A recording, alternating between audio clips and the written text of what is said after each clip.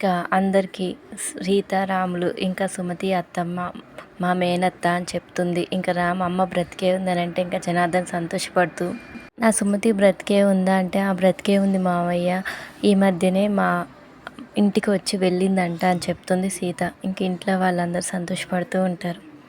తను ఎక్కడుంది అని చెప్పి జనార్దన్ అంటే ఇంకా సుమతి తన మనసులో, మీ ఎదురుగానే ఉన్నానండి, మీరు గుర్తుపట్టలేకుండా ఉన్నాను అని చెప్పి తన మనసులో అనుకుంటుంది. ఇక సీత, అత్తమ్మ ఈ చుట్టుపక్కల ఎక్కడో ఉంటుంది, తప్పకుండా తనని వెతికి తీసుకొస్తాను మావయ్య అని చెప్పి అంటుంది. విన్నావా మహా, సుమతి బ్రతికే ఉందంట. రామ్ సీత బావ మరదళ్ళంట. చెప్పలేనంత సంతోషంగా ఉంది కదా అని చెప్పి ఇంకా మహాలక్ష్మితో అంటూ ఉంటాడు జనార్దన్.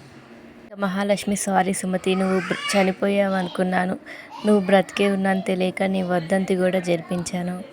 ఇంకా సీత, మహాలక్ష్మి అత్తయ్య కొత్త నాటకం మొదలుపెట్టింది కదా అని చెప్పి అనుకుంటుంది. ఎప్పుడు చూస్తానా అని చెప్పి ఎదురు చూస్తున్నాను, ఈరోజు నాకు చాలా ఆనందంగా ఉంది సుమతి అని చెప్పి మహాలక్ష్మి అంటుంది. ఇంకా సుమతి, ఎంత బాగా నటిస్తున్నా మహాలక్ష్మి, ఈ నటనతో ఆ రోజు నన్ను మోసం చేసావని చెప్పి అనుకుంటుంది. నువ్వు ప్రాణాలతో ఉన్నావని, సీతని మేనకోడలని తెలిసి నాకు చాలా సంతోషంగా ఉంది అని చెప్పి అంటుంది. నువ్వు ఎక్కడున్న త్వరగా మా ముందుకు రావాలని మనస్ఫూర్తిగా కోరుకుంటున్నాను సుమతి అని చెప్పి ఇంకా మహాలక్ష్మి అంటూ ఉంటుంది. ఆ రోజు నువ్వు నాకు అప్పచెప్పి వెళ్ళిన బాధ్యతలను ఈ రోజు వరకు నా సాయశక్తులా నిర్వహించాను. మహా నిజంగా మారిపోయిందా ఏంటి అని చెప్పి ఇంకా అర్చన అనుకుంటూ ఉంటుంది. నన్ను మౌనంగా అన్నావు కదా జన, సంతోషంలో మాటలు రాలేదు నాకు అని చెప్పి అంటుంది. సుమతి గారిని అంతగా ప్రేమిస్తున్నట్లయితే మీరు సీతను కూడా అంతకంటే ఎక్కువగా చూసుకోవాలి అని చెప్పి ఇంకా విద్యాదేవి అంటుంది. ఇన్ని రోజులు సీత పరాయిదే అని చెప్పి చూడలేదు, ఇప్పుడు సీత సుమతి వదిన మేనకోడలే కాబట్టి బాగా చూసుకోవాలని చెప్పి ఇంకా రేవతి అంటుంది. రేవతి, ఈ కథలో ఎవ్వరూ ఊహించలేని ట్విస్ట్ జరిగింది. ఆ సీతారాములు లాగా వీళ్ళిద్దరూ ఇంకా సుమతి కూడా ఎంటర్ అయితే భలే ఉంటుంది అని చెప్పి ఇంకా చలపతి అంటాడు. సుమతి తన మనసులో, ఆల్రెడీ నేను ఎంటర్ అయ్యాను అని చెప్పి అనుకుంటుంది. సుమతి, అత్తమ్మని వెతికి తీసుకువద్దాం, ఇప్పటి నుంచి ఆ పనిలోనే ఉన్నామని చెప్పి సీత అంటుంది. ఇంకా సుమతి తన మనసులో, త్వరలోనే నా గురించి చెప్పేస్తాను అని చెప్పి అనుకుంటుంది. సుమతి ఎక్కడున్నా దాన్ని చంపేసి ఈసారి నిజంగా నీ ఫోటోకి దండ వేస్తాను అని చెప్పి మహాలక్ష్మి అనుకుంటుంది. ఎప్పుడో చనిపోయింది అనుకున్న సుమతి బ్రతికుండడం ఏంటి, ఆ సుమతి మేనకోడలే ఈ ఇంటి కోడలు అవ్వడం ఏంటి అని చెప్పి ఇంకా జనార్దన్ అంటాడు. సీతల పెళ్ళి చేసింది నేనే కదా అని చెప్పి ఇంకా చలపతి అంటాడు. ఆ రోజు నువ్వు ఆ తప్పు చేయబట్టే ఈరోజు నా నెత్తిన పడింది అని చెప్పి మహాలక్ష్మి అనుకుంటుంది. చలపతి, రామ్ సీత పాట పాడుకోవడం ఇంకా కలగంటాడు.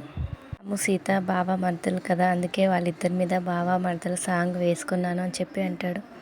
పగటి కళలు కండం తప్ప నీకు వేరే పనేం లేదా అన్నయ్య అని చెప్పి మహాలక్ష్మి అంటుంది.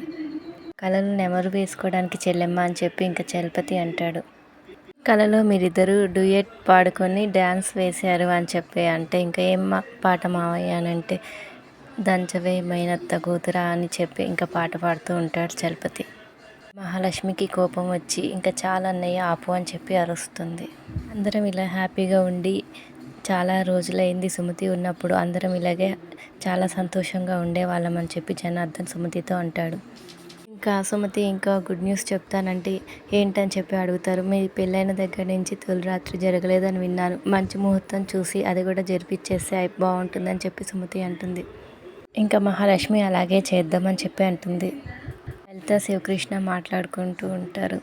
చాలా రోజుల తర్వాత సుమతి వచ్చిన కొన్ని సమస్యల వల్ల కుటుంబం గురించి చెప్పలేదు.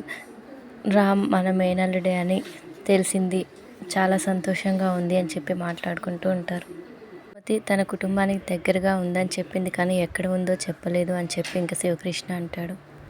ఇంకా శివకృష్ణ సీతకు ఫోన్ చేస్తాడు. మీ సుమతి అత్తమ్మ గురించే మాట్లాడుకుంటున్నామంటే ఇంకా అక్కడ ఇక్కడ సుమతి అత్తమ్మ టాపికే నడుస్తుంది అన్నమాట అని చెప్పి సీత అంటుంది.